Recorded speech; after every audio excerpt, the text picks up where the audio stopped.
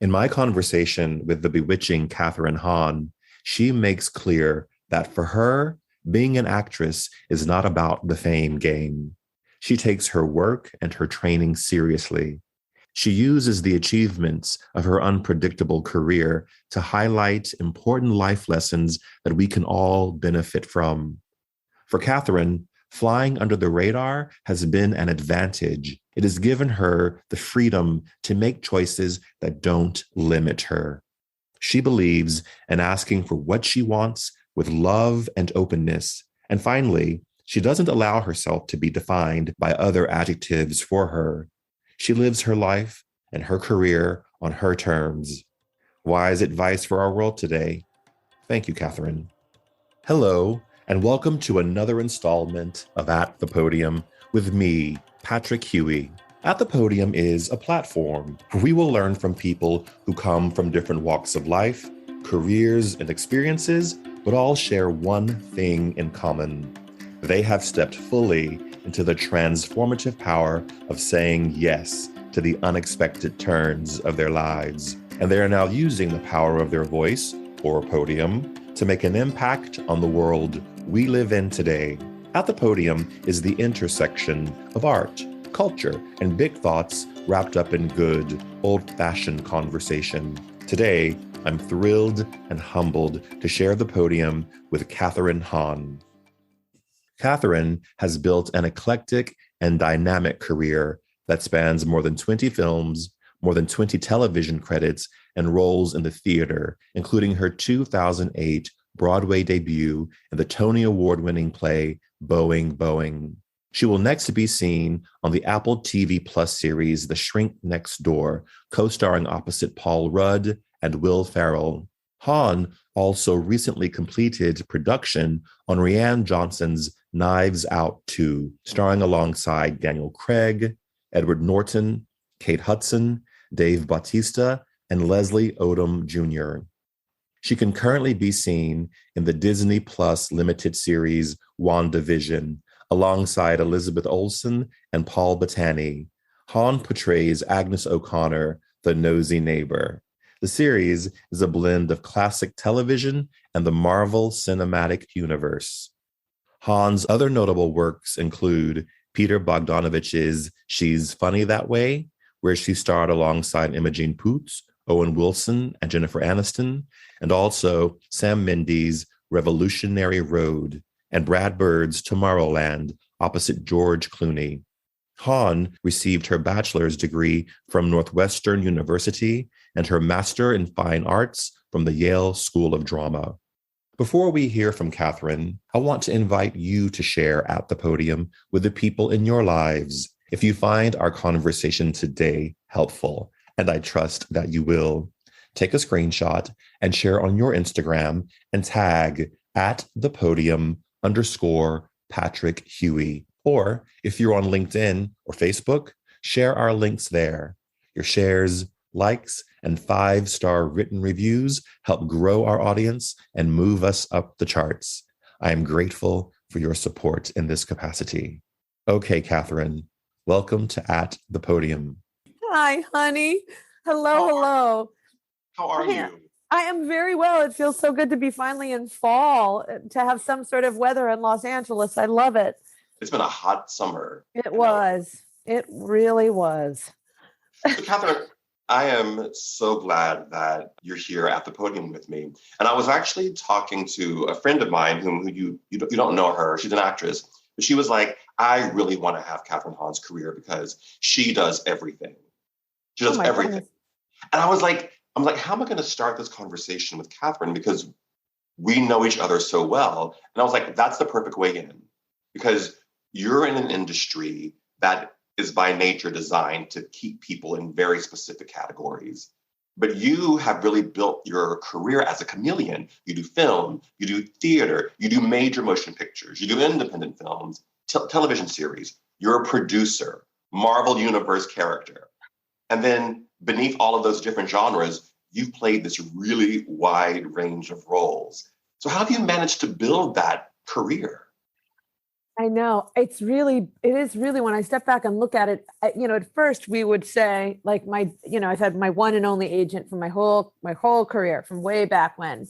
And we, start laughing sometimes because it feels so chaotic. Like it just feels like whatever the next thing has been, has been the next thing. But when you look back at it, we really feel so blessed that I haven't been pigeonholed. And it is a weird thing to be like, how did we pull that off? And I think a lot of it is that it just has, like, frankly, just been under the radar for so long that nobody cared. Like I was able to walk into a room as a general unknown for decades. And so I was able to kind of be like, I've never seen this person before. We can hire her this way. Or I've never seen this person before. We can hire her this way. And also, I think it was because, I was thinking about the theme of your beautiful podcast and that moment of pivot. And for me, that moment of pivot was when I was living in New York City and I had had a mountain of debt from undergrad. I was working at a hair salon. You wouldn't know it now. I was a receptionist. So we'll give her that. She never had to handle a brush. They never gave her a brush. And I was like, waiting for the backstage. I was, was not working as an actor at all. And I got into Yale. And I was like, I remember some director of this off Broadway theater company that I was involved in. It was one of those theater companies that you had to, like, all of a sudden I was like sanding his floors. And I was like, what is happening? And I had to, like, you know what I mean? It was like real shady. And I had to, like, it was one of those theater companies you had to, like, sell a certain amount of tickets in order to be in the play. And I remember him saying, you're going to lose your ingenue years. And I was like, because I never saw myself as the ingenue. Those were not the parts that were the most compelling to me. Those were always the parts that were written for me by the dude looking at the woman. That was the part that was not as compelling. They were never seen from the inside of the experience that I would have had as a woman looking from the inside. And I didn't care if I missed out on those anyway. I was never going to be cast that way. And so Yale to me was never about getting to the next step career-wise. It was just about being able to act. And if I had to take out more debt to do it, then, screw it. And so that experience and meeting you and I will hold to my heart forever as the most sacred 3 years. Maybe it was a year too long. Who am I to say? But I think that it was, for me, the experience, that pivot for me was, I think, helped in the rest of my, whatever this, let's call it a career, but, whatever this unable to be pigeonholed chapter has been, because I was able, when I was there, to play grandma, to play whatever, and it really opened I didn't see myself as just under the gaze of some, I guess, Anglo idea of beauty. So I was able to play whatever, and I was able to take that out into the next phase of my career. I think what's interesting about what you said too is that here you are you walked out of Yale and had some great success out of that, between Crossing Jordan and How to Lose a Guy. You walked out with some really great opportunities. And yet you felt in your career, you were flying under the radar, which allowed you, which Vanity Fair picked up on that in a review of Mrs. Fletcher, that you are very much, you fly under the radar, which you would think people in the industry don't want to have, that flying under the radar. They want the exposure, they want the accolades, but you actually use that to your advantage.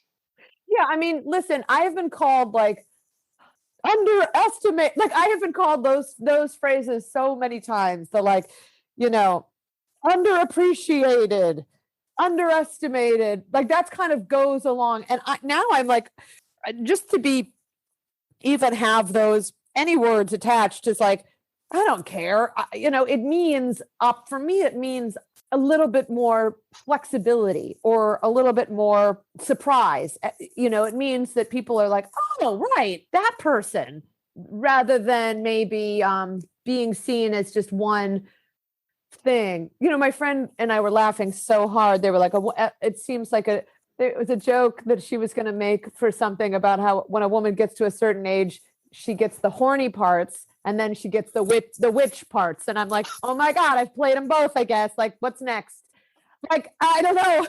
That there's certain stages in a woman's career in Hollywood that I feel like I'm checking off the boxes as but the fact that I'm able to like even to be able to be like flipping around in the genres is really I mean, I didn't think. I still am that receptionist in my mind. Like I mean, they would be horrified if they saw my hair. Still am very, very close, like I think we all are, to that young person that it just goes so fast, that is so still hungry for something. That's why I think this podcast is so beautiful and so genius, because it's like, at what point can we finally put down the gauntlet and say, like, life is so beautiful, like we are so lucky, like look what we made. And like, it doesn't look anything like I thought it was going to look like. In fact, it's more amazing. Like, it's so, and it still is not, no matter who you are, it still doesn't feel exactly what you thought it was going to be. It never does. You never reach that point where you go, okay, this is it. It never. There's always going to be like, that director, and I wish I was in that scene, or like, that amazing group of performers that gets to work with those people and that thing over there. Like, but so at what point are you like, I don't know if you ever reach that point where you're just you can't. You can't. That's the life. That's the living. Yeah. Okay. So you said Horny Lady, which we're going to talk about. I watched Mrs. Fletcher and I wept through, I think, every episode, because there was something about that particular character that I think resonated with a lot of people who have kids who've left to go to school, who've had marriages that fall apart, who are literally in a dead-end career. And they're like, what's left? And what's left is the journey of Mrs. Fletcher. And I loved that not only did you star in that, you produced that. The work was so nuanced and complicated. And as I watched it, I kept saying, is America ready for this kind of show, for this kind of story? When you were doing it, what do you think the draw was for Eve, the character you played, towards pornography? Like, what did that represent for her? Mrs. Fletcher was based on a Tom Perrotta novel, who his work is like so adaptable. He did Little Children and Election and The Leftovers. So his work is like incredibly adaptable. This is the first time that he was involved as like a showrunner. So that was really interesting for him, like a big learning curve for him as well, because like, he usually would like hand it over to somebody else, like an Alexander Payne or a Todd Haynes or Damon Lindelof. So this was the first time that he was like really, really involved. And it was a big learning curve for him, especially because it's about the interior life of a woman's, sexual longings and life. It was very important to me that it be all women directors because of that. We got a great group of women and amazing humans. And, I think for Eve, to me, it was very interesting because my mom is in the same situation. She and my father have been divorced forever, and she still holds his last name. Eve has been divorced from her husband for so long, and she's still Mrs. Fletcher. And so it's like this identity that had been hers for so long, and she's still kind of holding on to it. It doesn't really even belong. It's like this archaic shell that she's still kind of holding on to. That doesn't even really belong to her, but like it's easier to hold on to than go through all the motions of letting that go in all levels. I think that world, that like illicit world of like this forbidden Pandora's box of porn. It's not really even about porn. It's about just like what she didn't think she could be, what she wasn't allowing herself to see beyond, past motherhood or past, wifehood or whatever. That it just became something that was like just hers and just private and just like a life that could just be that just could be hers. So it wasn't about, the porn. It was just about like her interior liberation that just then became, she took baby steps into the outside with it. It allowed her like some freedom. I feel like all the characters in that movie, I mean, we really follow you and your son in the movie. Yeah. But I think all of those characters, the trans female who's trying to find love. I love her. Jen Richards, who's so incredible. And she's such a beautiful performer. And that love story between her and that man who they're just so beautiful together. And yeah, beautiful. And you're right, nuanced and romantic. And it's not about her transness. And it's beautifully, delicately, beautifully normalized. I loved it so much. I really found myself rooting for these characters. Yeah. And they're all quite flawed. I mean, they're all quite flawed. None of them are sort of those textbook archetypes that we think about in terms of character in film, particularly in television. But you end up rooting for the characters, which I think is the brilliance of the work that you were able to produce and to be a part of.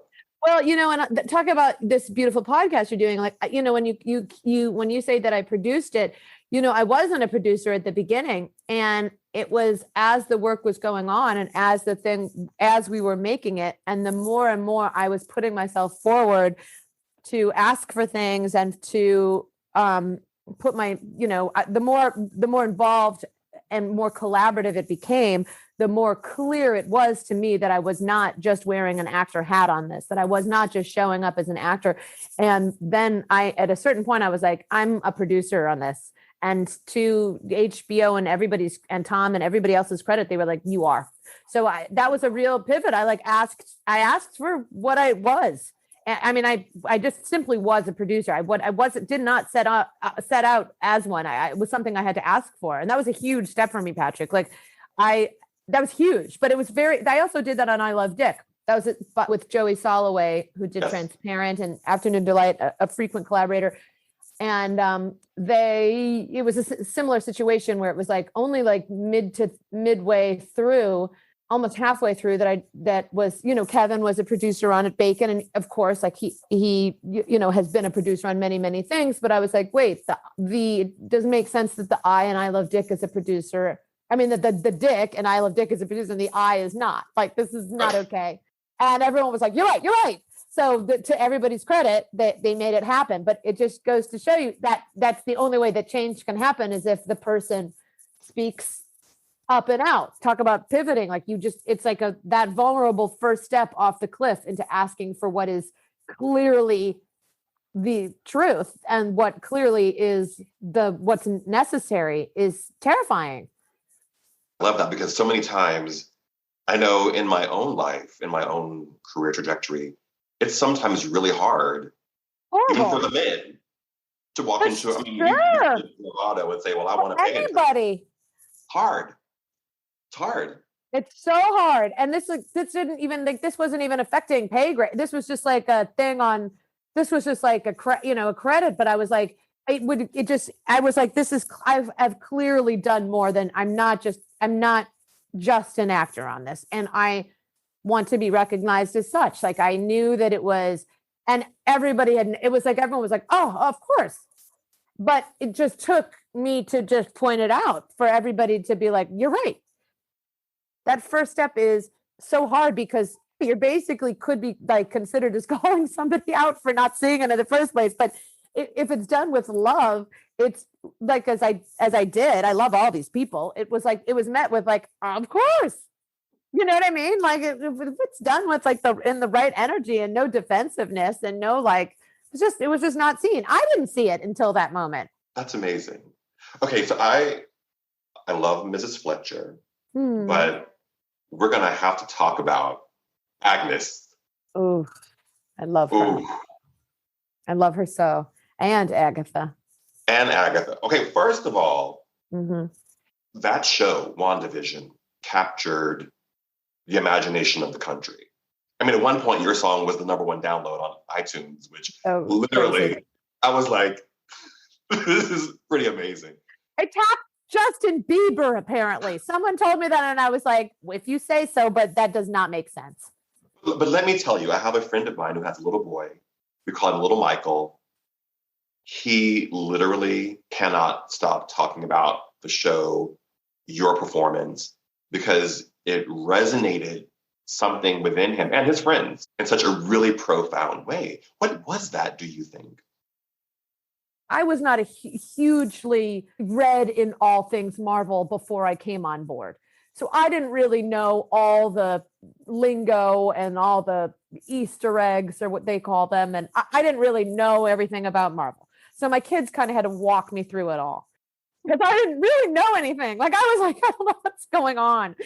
And but I did when they told me that I was going to be playing a centuries old witch, I was like, yes. And when they told me it was going to be going through all these different, like basically sitcoms that she had buried, this character had buried her childhood and her adulthood trauma through these sitcoms that was the only way through the outside world when she was in this kind of like fictionalized Eastern European country, like as a child, that was how I was like, oh, but that sounds fabulous. And I was going to be kind of buried in as this neighbor trope throughout all these. I thought, oh, well, that's going to be so much fun. And I knew the costumes were going to be fabulous. And I knew that there's going to be great wigs and jokes and whatever. And I knew the first one was going to be filmed in front of a live audience. And all of that sounded fabulous. And that our director came from the theater. What I didn't expect, I think that it was going to be such a deep dive, that it was going to feel actually so deep. And that the first episode that was filmed in front of a live audience really made us feel like a theater troupe going forward. So that it really did feel like in the middle of all of this like giant Marvel production, it felt so small. And I love those actors so much. And I think there was something fun for kids, and maybe I'm projecting this or assuming this, but I mean, my kids are a little older, but I think there was something fun about this villain. She kind of lives in that gray area of that is like my favorite, that she's funny too. Like she's not just the bad guy. Like she's like wants to mentor Wanda. Like you think you're not exactly sure. She's not so scary. So maybe that's why a kid responds. And like, I think her reveal was just so delicious. Just like felt like it was just fun. I think the part where she's revealed, you've so been on a ride with these characters through these different sitcom genres. And then when she breaks through the barrier into the world, you're like, what's happening? And then when the reveal happens, it pulls it all together. Yeah. I don't know how you filmed that though. How did you film? We would just at the end of every decade that we shot, we would be like, okay, the Agatha theme. And when it was really like everyone had to be, it was like NDA city. Like we were so quiet. Everybody was like so hush hush. So I didn't even think it was called that. It was just called the reveal. And then we would just take like a half an hour and I would just do like, I would just ham bone it up right to camera. I would right down the barrel in my costume. And then they would save that for the reveal. But so we would, at the end of every decade, they would just dedicate like, whatever, half an hour, 45 minutes. And then they cut it all together. And then I spent like a half an hour in a recording studio, which was, on Zoom with the frickin' Lopez's, who wrote frickin' Frozen, who did all of our jingles, all of the theme songs. And they had me just sing the thing. And that was also crazy and so fun. And the first time I heard it, I was like, oh my God, it's like the Munsters. I was so excited. But none of us had any idea it was going to be like that, like land like that. I mean, that was hilarious. Like no one had any idea. So, and we just basically like, they had me singing in different karaoke genres, and we landed on, it was somewhere in a Pat Benatar, whatever, it is in that mushy, fun gray area of like, she wants to mentor Wanda. Like, she wants to befriend her. She's so jealous of her. She's like, doesn't understand her. She wants to mother her. She wants to like, it's all the fun stuff. It's not just like, it's my favorite kind of villain, I guess. I loved that last episode where the two of you just go toe to toe to toe. Yeah. And you're fighting it out in the fiery sky. It was breathtaking. I can't believe I ever got to do something like that. It was so crazy, Patrick. Like, I couldn't believe it. Like, there were times where I was like up on those wires looking at her. We would just start giggling. Like, I was like, I know you're used to this. This is a brand new world to me. And it was breathtaking to look at her up on those wires and just to be in the middle of it. Was like it was really like a very moving. The whole show itself was quite moving. I mean, that ending, she has to make that choice. I mean, you know where we're going when she makes that choice. And literally, I know. Well, it's like such a metaphor. Like, I remember crying at one of the first table reads because I was like, this is such a metaphor for, I mean, it was like such a mini metaphor for the pandemic. It was just like the feeling like the having to stay isolated or staying like, keeping your family safe while you feel like the threat coming closer and closer. It just felt like such a weird, because we were shooting it, at least the finale.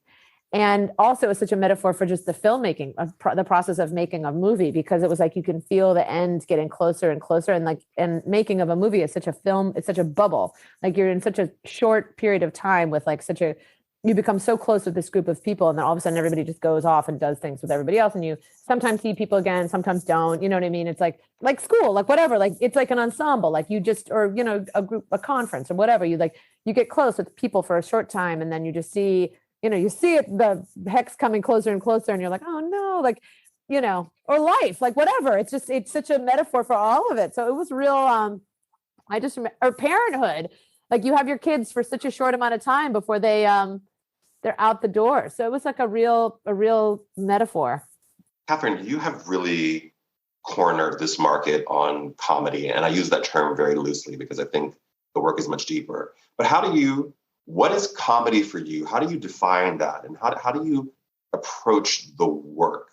I haven't done like a, Bad Moms, I feel like was maybe the last one I did. And that was a while ago. I don't know. I approach it like we would have at school. Like, it all comes from the same source. Like, it has to be from the same place. You have to know it's just all from the script. And like, I think script always just tells you what the tone is exactly. And, if you reach outside of it, it feels forced, or it feels exhausting. Or if it feels exhausting, you're off.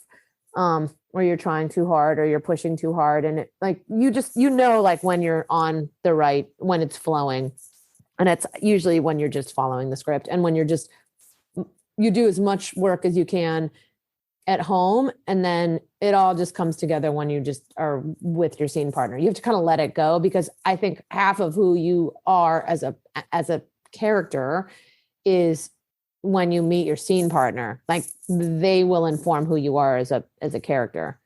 Like, you can't exist in your own bubble. Oh, I love that. That's like a life lesson. I think so. I know you can't. You just can't. You can't like harden the boundaries. I mean, I think you gotta like exist with who you're with, I guess. Or I hope that's a life lesson. Maybe that's a real codependent life lesson. But I will tell. You are an actress. You are a performer, and I want to know where that love of performing came from. And when did you know that this is what you wanted to be doing? It was early. I grew up in Cleveland. I grew up outside of Chicago, moved to Minnesota, and then I landed in Cleveland around 4. In fact, I knew I was 4 because I have a very distinct early memory at my uncle's house, looking in the mirror and saying, "I'm 4 today." Like, that was one of my earliest memories. But I think it was I was like in kindergarten. I mean, it was really early. Like, there was acting classes after school, and I started taking classes at the Cleveland Playhouse, and that just became my every single Saturday. And it was like my people. It was like where I felt the most at home. I would take $2 and I would get literally a Snickers bar and a regular Pepsi, and that was like my snack on a Saturday. Or we would go across the street to Burger King. Not the healthiest of diets, but I just remember it being like the best. And we just took classes, a bazillion classes. And I was hooked. Like that's all I had ever wanted to do from then on. So that's where it started. And then it never stopped. Like I never, ever wanted it to stop. Let me ask you this. We live in a time when expertise is not always valued. You are a trained actress. You went to Northwestern, you went to Yale, you really studied your craft. Can you speak to the power of expertise and what has been a very successful career for you? Yes. And this is so interesting that you bring this up because I was able to talk to the beautiful graduating class last year at Yale, which is now, I think, called something else, the David Geffen School of Drama. But anyway, they were amazing and terrified because they were, graduating in a pandemic. And I was like, so grateful that they had spent that time learning and spent that time in that space, because I think the arts are so imperative, and it is like people so want to get famous so fast. And there are those people that really just have it and just decide to act, and they are so natural, and they are movie stars like right off the bat, and amazing actors right off the bat. And they have something that I could never possibly have, like genetic wise, just like everything wise, they're just born to be performers and actors. And that is just what it is. I come from a family of trained musicians, classical musicians, and I know you are as well. And there is something about a craft that like anchors me to something ancient and like lit fire in a cave, storyteller wise, that means something deep to me, that I hold very important and dear to my heart. That kind of flexibility as a performer is important. That I think that is maybe why I have been able to not be pigeonholed. That I feel like that it isn't just a fluke. That it is because, I don't know if that's true or not, but I have to believe somewhere that it is because of my training, and that it is somewhere because I've spent that time and that money otherwise. But I think I do feel like there is something about that training that I've been able to have that flexibility as a performer to not be pigeonholed or not let myself be pigeonholed. And I also think because people want something so fast right now, and they want to get it so fast. Like I have no social media myself, and I have nothing against it, but I just think there's stars being made every second and burn out every second. And if one wants to have a career in the arts that is deep and lasting, then I think training is something to consider. I watched a documentary on the New York School of Ballet, and I was like, yes. Like why that is an art form. And I feel like acting belongs to the same. I think there's something to training that gives you more than the thing that you're training on. Yes, for sure. That's the staying power. I think, yes, that is a great pivot, not to use your word, but like, I think that's a great pivot. Like, I think even in our beautiful class at Yale, like, and we had, we had such a beautiful class of human beings, and to all the people that found incredible careers that were not in the performing arts, what they learned, like what we all learned about just being still in our bodies, or just being in our bodies, and finding our voice, and finding our breath, and being still with our emotions, and letting our emotions pass through whatever that is. It's like that is life. That is something like I talk to like lay people, like people that haven't had that kind of training. And it's interesting, like that we have a currency and a language that a lot of people, I think, like people that haven't had training or like aren't in, that don't have an emotional, like a language, an emotional language or background in that kind of training. It's different. It's very different.